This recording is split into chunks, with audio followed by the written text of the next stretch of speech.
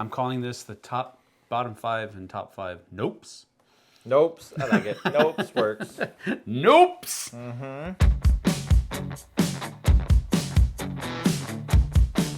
Hey folks, welcome to the Flipside. I'm Sam. I'm JT. And this right here is our top 5 nopes. Yep. Games that after 1 or 2, a couple of mine on the last one, we don't want to play this anymore. Nope. We're done. No, the well has run dry. No more. See you later, ta-ta. Agreed. JT had some rules that he had for himself. Why don't you go and share those again? I did only games that I've only played once. No more than once. Yep. I played once, said nope, I don't have to do this ever again. Yep. No prototypes, and I tried to stay away from things that were rated down in the 25,000s of BGG, because that just makes sense. Yep. We know those aren't good games. I didn't hold that stringently to the only played once. I went at it more of after one play, didn't care if I played it again. Yep. But there were certain things, like a couple of these we did reviews on with the Dice Tower. And so you kind of have to play it more than once. But after that first try, I knew I don't really care about this game anymore. But the rest of them, only once, and all of them, after one play, I'm done. Let's go ahead and get to it right now. Our top 5 nopes. Let's hit it.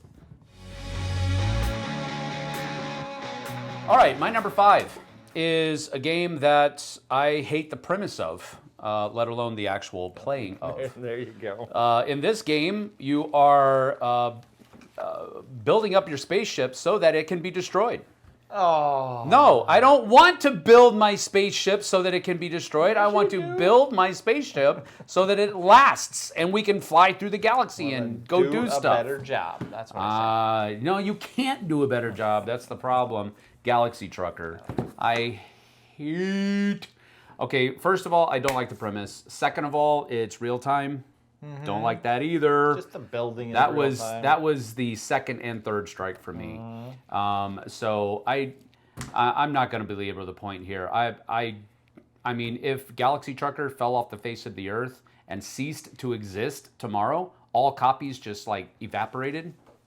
That's cool. That's not fair. That's all right. I like Galaxy Trucker, but I think I've had one on here that you like, maybe. Or 2. All right, well, my number 5. Now, look at this. The weight of my number 5 is 1.23. Now, we haven't been talking about weights at all. But the weight of my last one was 1.07, which you have to... I think you get dumber as you play these games, some of them. And the weight of my next one's just as bad, 1.13. But at a 1.23 is a game called Spyfall. Now, there are so many good games where you're social deducing something, Dixit or Detective Club or Obscurio or any of those where you're trying to figure out who doesn't have the right word or who doesn't have the right thing. In Spyfall, everybody gets the same card or the same thing except for the one person that's a spy.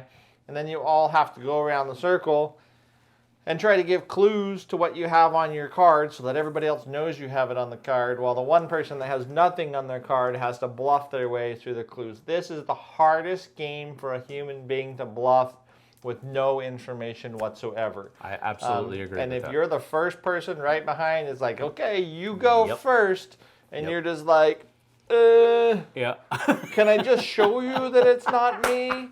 Because this game is the most... Out of all of those kinds of games, this game just pinpoints the person more than anything, I think. Unless you're a good bluffer. Unless that's the way that you want to play the game. Yes. And for a bunch of people that are really good at bluffing or really good at that. But any awkward person or somebody, it's just not very inviting for those people. And it's really hard for them, too. So, and I could see this in my first play. Like, we saw some very awkward things. It just...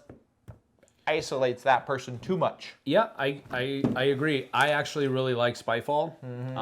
But according to the rules, yes, you absolutely run the risk of the one person who is already kind of timid because this is their first game night. Yep. And now they're even more timid because I'm the spy and I have no idea what to do. Guess what? Yeah. You have to start all of this. Yeah. That's a horrible thing to be in. So usually what I try to do is, whether I get the spy card or I don't, I usually try to start the questioning. Well, that's right. You have to ask a question to the other person, and then they have to. Yeah. So it has its flaws, that's for sure. But I still really enjoy the concept of the game. There's I think just it's really a whole bunch of better games than that. No, I get that. There are. But this one only takes 8 minutes. And you get dumber playing it. No, you don't. My number 4. You were lighting me up on games I liked last turn. I was waiting. I'm going to light you up for these. All right. This game... I didn't put any years on top. Basically, Okay. This game basically says to you, you know how you logically put together a tableau and you would logically score points on your tableau in a logical order? Yeah, we're not going to do that. We're not going to do that. We're going to do everything anti-logical. We're going to do everything anti-whatever. Whatever makes sense to you, we're going to do the exact opposite. This is a game called Far Away. Hate this game with a passion. I have no idea why. I hate this game with a passion. No idea why. I cannot wrap my head around putting things together in backwards order, not even knowing if it's going to figure out, not even knowing if it's going to work right. I can't wrap my head around this game. I just can't. I've tried. This is one of the games that my stepdaughter wanted me to buy this game for her. And usually I'm like Johnny on the spot. Yeah, you want me to buy you a board game? Did you buy it for her? I refused. Did I buy it for her? I believe she bought it for She herself. bought it for herself. I would have bought it for her. So that's growing up. She's in college now. She can be an adult now. Yep. She bought her own board game. But That's yeah, I don't. Far Away can go far away. It's such a good I don't game. care. I hate this game. I can understand the point, but it's just so interesting. Didn't hurt my feelings. We can still be friends. All right, my number 4. I think this game is so wrong on so many levels. No, my number 4, honestly, this game, as a rule set, makes really very, very little sense to me, and I'm not going to be able to completely tell you the rule set anymore because I didn't like it that much the first time. Sure. This is a game called Longboard. In Longboard, this is a game where it's literally like one step above war as far as drawing from the deck and seeing if you get something good or not. And then stealing something from somebody else that they really need or want. I don't know. This is a card game where you have a couple of cards down, you can steal from other people. You're top decking to see if you get the piece of the board you need. That's exactly what you're doing. Building these long surfboard things, and it's all numbered, right? It's numbered. Don't bother me. Don't. No, I'm just asking. It's numbered, right? Yes. You're trying to get them in sequential order.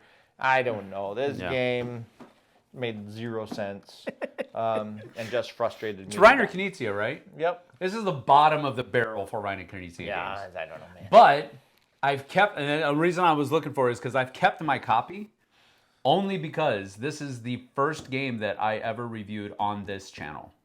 This is the first game that I reviewed on this channel. You should donate it. You should donate it to DI just because. It's one of those things where a company contacted Reiner and he said, hey, do you have any things you'd like to pitch us? And he was like, here, try that. I'd rather play War. Yeah, I get that, but I don't know. Surfing is a cool theme. Surfing is a fine theme, and it's not used enough. That's true. That's true. All right, my number 3 also might be rubbing you the wrong way, but it's okay. I was actually very interested in this game because I liked some of the. First of all, it's Garfield Games. Sweet. Really enjoyed Raiders of the North Sea. This is Paladins. Really enjoyed Architects of the West Kingdom. And then they were coming out with a game that had a big, huge freaking knight paladin on it. And I was like, yes, give me some of that stuff. And then it just comes out to be this multiplayer solitaire game where you're not interacting with anybody. You're head down the entire time. Oh, you can steal spots and people from people. Oh, Pish I gotta get posh. that guy before you do. No, Yes. that's bleh. That's blah. Going from architects of the West Kingdom to paladins and expecting the same and not getting that. It was a big jump. Big difference in games, for sure. I only played this once because I did not dare try to play it again. I hated it. I did not like it at all. It was such a huge jump from architects. It was almost like, hey, let's make this game for these kind of people, and let's make this game for that kind of people, and so that this kind of people is going to hate that game, and these kind of people are going to love it. I like both of them. Yeah, well, It hurt my feelings. You're an anomaly. Yeah, right. I do not like Paladins of the West Kingdom. I really wanted to. I just don't. I see that one be on your list. That's totally fine. That doesn't hurt my feelings. Now, if you would have said scholars or architects or raiders, then you're toast. Nope. And we're not friends. No, I'm just kidding. I don't think that happens. I know where the boundary is now. So my number 3, you may have to explain how you play this game. Because we played this game together for the first time, and I think you had the exact same impression of this game as I did. And I don't know if this is on your list. I'm surprised. Honestly, I was thinking it would be down lower, maybe. This is a game called Battle of the Gods. Oh. Do you remember Battle of the Gods? It's a Yahtzee-style kind of battler. You have this little teeny arena with like 4 different people in there. Ole Steinus? Huh? Ole Steinus is the designer, yeah. Trying to maneuver around this little tiny arena. Yep. And rolling dice and trying to hit your combinations just like a dice thrown type of combinations and stuff like that, right? This was one. So first thing is miniatures are absolutely gorgeous in this game. We got this game out. We're like, woo, this is cool. I want these miniatures. I want this game. And that's the first thing I think we're both like, yeah, I want this game really bad. Look at those miniatures. And then we played it. I don't think it's balanced for 1. For 2, the movement seemed very limited and very unconsequential almost. I mean, this game, I don't know. It just needed to bake, I think. For me, I didn't put it on my list because I literally forgot about it. And it's not because of production quality. It's not because I like Ole Sinus as a designer. I think I think the way you just said it, it felt like it needed to bake some more. They needed to put some more development into it. Again, not knowing how much development they did. So I'm just saying how it felt on this side. It just felt like a whole bunch of thunder and not a whole lot of rain. And it wasn't that fun. No, it wasn't that fun either, but man, it looks so good. I know. It looks so good. My goodness. But again, I literally just forgot about it. We played it on the cruise, I think.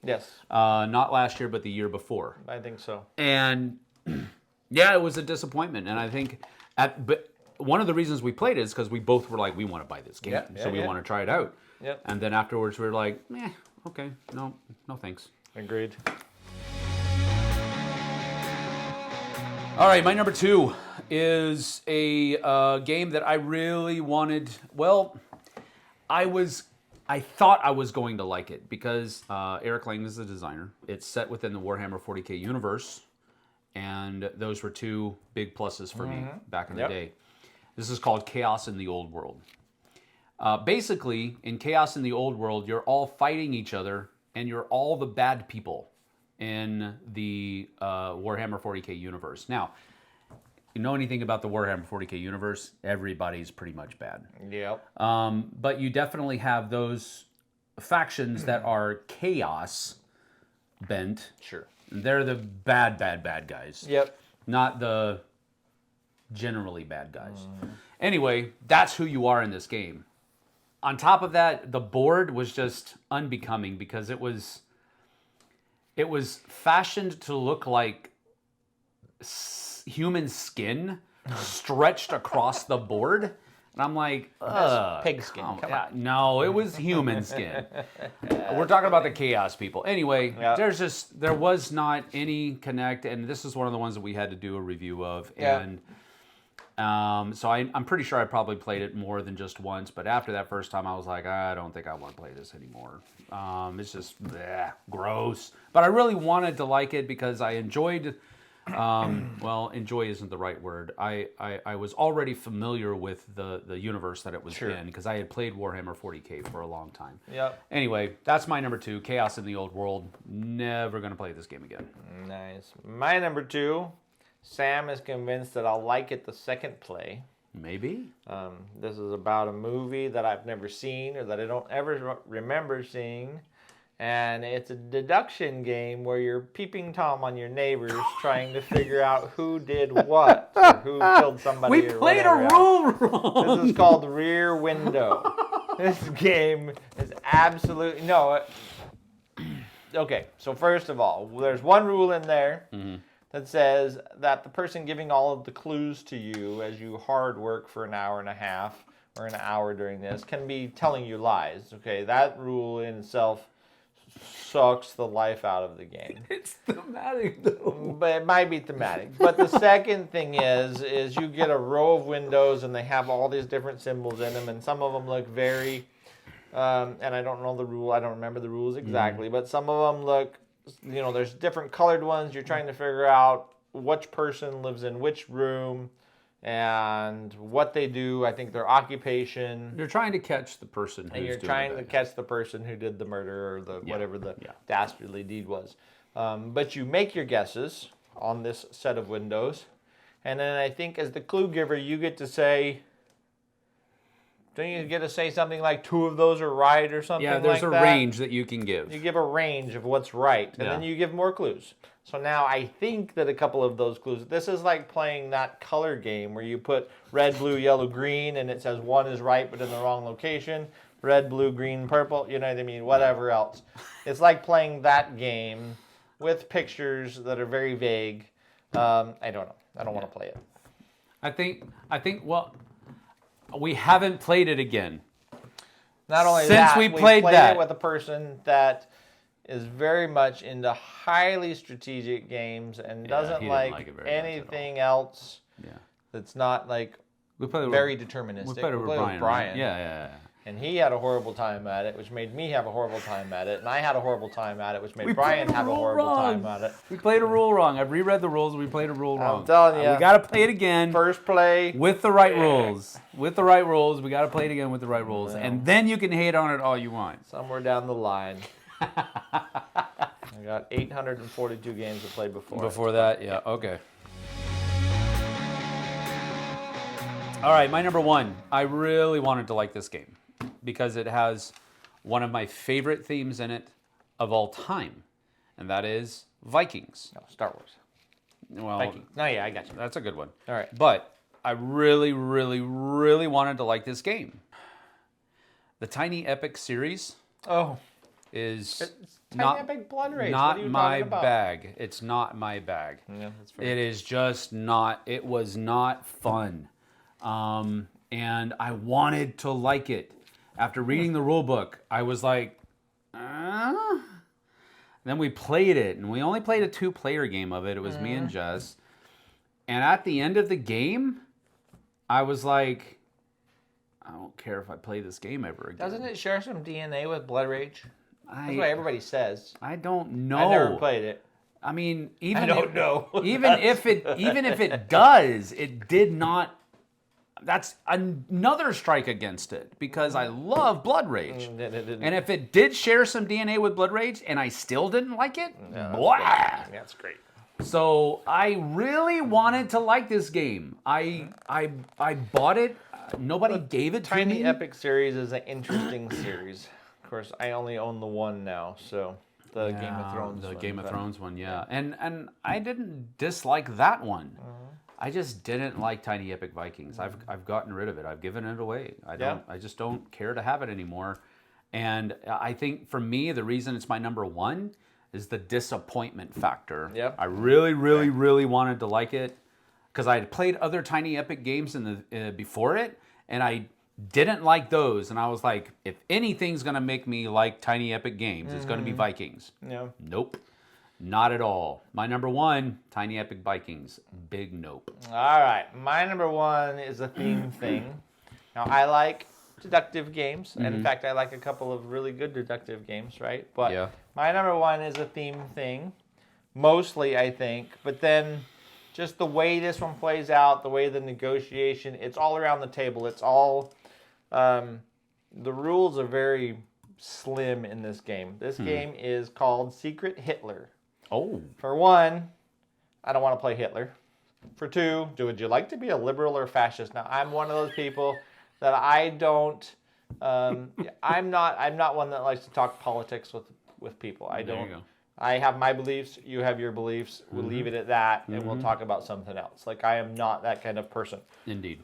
But the whole point of who thought it would be fun to be Hitler and the fascists, but beyond that, as a game, as a mechanism, there's just there's way too much discussion in this game. Like, the discussion just seems to go on forever, and the accusations and everything else, and it just, I don't know. Mechanically, or the rules in the game are really quite loose as far as I can remember. And the theme of the game, just whatever. I don't think that I've ever played this game. Yeah. Which is strange because I'm usually a World War II theme person.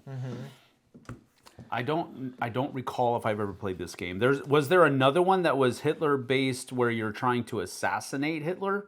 I thought there was one that then I think I played that one. You're trying to out Hitler in this one. You are? Yeah. Well, I don't know. Maybe I have played it. If you're a liberal. I agree. I agree with you. That one just, that's a theme that, especially if you have to be that dude. Yeah. Oh, yeah, one of you gets that would make you feel slimy. But exactly right. So I totally get it. But yeah, I just theme and gameplay wise, whatever. I don't want to play Secret Hitler ever again.